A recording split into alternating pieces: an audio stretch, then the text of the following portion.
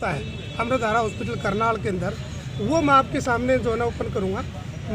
मेरा नाम करमवीर है, मैं प्रशासकीय अधिकारी के पद पर हरियाणा सचिवालय में कार्यरत था और तमाम तरह की मैंने जो है ना अपनी फ्लाइंग स्क्वाड के अंदर तमाम तरह की गलतियाँ पकड़ी और ये अन्याय मेरी बेटी के साथ हुआ। और बेटी के साथ इसलिए हुआ कि जो धोखा है लोगों के सामने अमृतधारा हॉस्पिटल, खासकर जो ना एक मैं कहूँगा कि जो ना शेल्टर, वो जो ना एक वो है शेल्टर हाउस है, आदमियों का मारने का ये हॉस्पिटल नहीं है, ये पशुओं का जो है ना एक रोकने का बाड़ा होना चाहिए। अमृतधारा हॉस्पिटल में कोई डॉक्टर नहीं है और लोगों को लूटते हैं।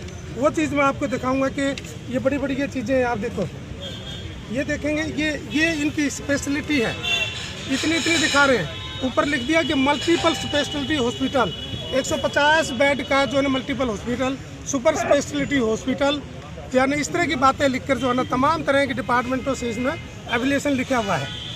बेटी 23 तारीख को एडमिट होती है, अपने आप चल के आती है। डॉक्टर गजय सिंह जो बेटी के फादर इन लॉ हैं और जो यहाँ भी डिप्टी सीएमओ के पद पर रहे, उन्होंने ये देखा कि बेटी जो है किसी प्रकार की मैं रिस्क ना लूँ और बेटी को तुरंत अपने नज़दीक हॉस्पिटल में जो सुपर स्पेशलिटी हॉस्पिटल कहते हैं उसमें दाखिल करवाया। लेकिन देखते ही देखते जो है ना वहाँ कोई डॉक्टर नहीं था। मोर है जो है मैं आपको एक बड़ा दिखाऊंगा चीज़ें कैसे गोलमाल करते हैं लोगों, कैसे जो ना ज़िंदगी के साथ खिलवाड़ करते हैं। तो वहाँ जो है ना कोई भी डॉक्टर नहीं है, एक BMS डॉक्टर, अनक्वालिफाइड लड़कियाँ जो बताते हैं कि भी जो है ना हम जो है ना नर्सिंग का कर रहे हैं, कोई भी डिग्री होल्डर नहीं था।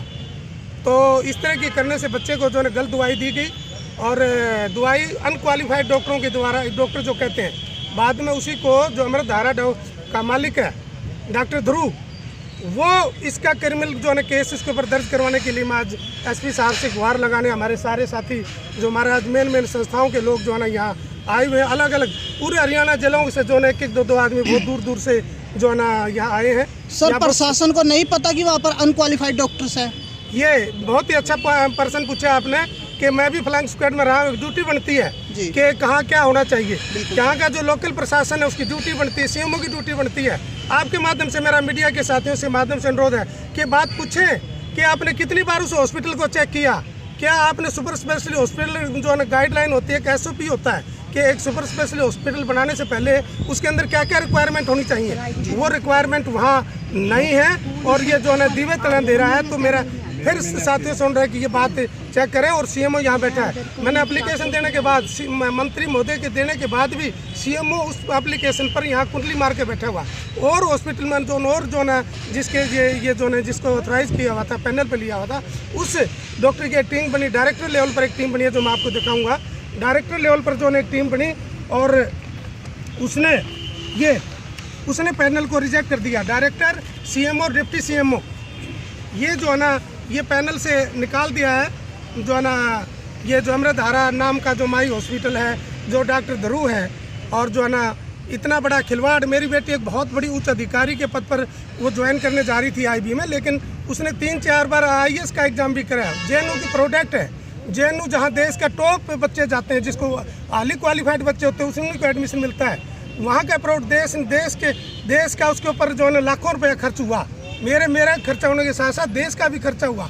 उसने हाईली क्वालिफाइड थी और ऐसे बच्चे को देखते देखते गलत दवाई देकर और मार दिया। आप और क्या चाहते हैं? दूसरा एक और सबसे इम्पोर्टेंट बात यह है कि वो सिफारिश करा रहा है केस को रुकवाने के लिए, इधर उधर सिफारिश लगा रहा है और बता रहा है कि मेरे हॉस्पिटल में CM साहब आते हैं और मैं कोई भी कार्रवाई नहीं होने दूंगा, इस प्रकार की कार्रवाई। लेकिन मैं करनाल के मेरे जितने भी बहुत पुराने हमारे मिशन के साथी हैं, तमाम समाज के आपके माध्यम से अनुरोध करता हूं कि करनाल के वासियों को कि जहां जब इस हॉस्पिटल में जितने भी लोग मारे गए हैं, मैं जो ना गलत दवाई देने की वजह से वो मैदान में आए और इस प्रकार के जो नकलसी जो धोखेबाज जो हॉस्पिटल है उनको जो ना मुक्त किया जाए। मैं इस तरह से मेरी बेटी को अगर सरकारी हॉस्पिटल में ले जाता तो मेरी बेटी की मौत नहीं होती। अब आप क्या चाहते हैं? किसी भी मैं FIR दर्ज हो और उसके ऊपर लीगली कार्रवाई हो। आज SP साहब को जो ना हम कंप्लेंट देने आए हैं कि वो इसको जो है ना नेग्लिजेंसी में जो है ना क्रिमिनल केस दर्ज करके उसके ऊपर ताला लगाए। जिन डॉक्टरों ने बदमाशी करी है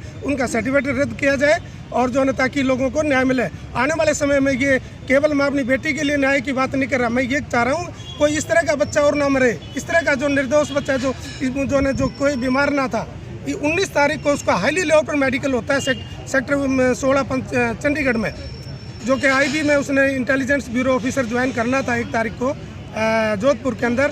तो वो बच्चा जो स्वस्थ हो, जो बच्चा 2-2 3-3 घंटे साइकिल चलाता है, जो बच्चा इतनी एक्सरसाइज करता हो, तो वो बच्चा जो है ना केवल 2 दिन के हालात में यानी एक रात में बच्चे को मार दिया। क्या नाम आपका? मेरा नाम करमवीर है और मैं ज्योति का जो है ना फादर हूँ। और पूरा मेरा घर बर्बाद हो चुका है पूरा। मेरा कोई 3 महीने हो गए हमने जो है इसके पीछे की रिपोर्ट। क्या कुछ उम्र थी ज्योति की? उम्र की लगभग 32 साल थी। सर इतने समय से बच्चे की डेथ भी हो गई है, बहुत सारे डेथ भी हुई है, लेकिन सीएमओ की तरफ से कोई कार्रवाई नहीं हो रही है, प्रशासन की तरफ से कोई कार्रवाई नहीं हो रही है। क्या लगता है आपको? ये पूरा दबाव लगता है, लेकिन प्रशासन नहीं है। हमारे जो है ना सरकार ने लेटर जारी कराया है, उसको जो है ना डिपेंडेंट घोषित किया, ऐसा नहीं है। कुछ लोग टीमें लगी, अलग अलग संस्थाओं से मैंने अनुरोध किया है। तो एक बड़े हाई लेवल पर, डायरेक्टर लेवल पर, जो डीजी से भी ऊपर का पद है, और हरियाणा के एडिशनल चीफ सेक्रेटरी ने जो है इसको क्लियर कट नेग्लिजेंसी घोषित किया है। और क्लियर कट नेग्लिजेंसी का मतलब मर्डर, तो इनके इसके ऊपर 302 की धारा लागू हो, और ताकि करनाल के और जितने भी बहुत ज्यादा लोगों के मेरे पास फोन आए हैं जो यहाँ पर जो है ना जिनकी जो ना मौत के घाट जिन लोगों ने उतारा, यहाँ डॉक्टर नहीं है।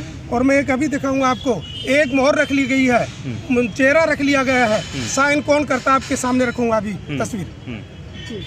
तो आज आप ज्ञापन देने के लिए आए हैं, कार्रवाई के लिए? ज्ञापन देने के लिए साथी आए सारे, और ये अलग अलग संस्थाओं के लोग कि क्या कार्रवाई आगे करने वाले हैं। अगर न्याय नहीं मिला तो अलग अलग संस्थाओं के बड़े बड़े हमारे जो अम्बेडकर सभा के, रविदास सभा के, यानी केवल मेरे समाज के लोग नहीं, तमाम तरह की, केवल एक सामाजिक लड़ाई या जाति की लड़ाई नहीं है।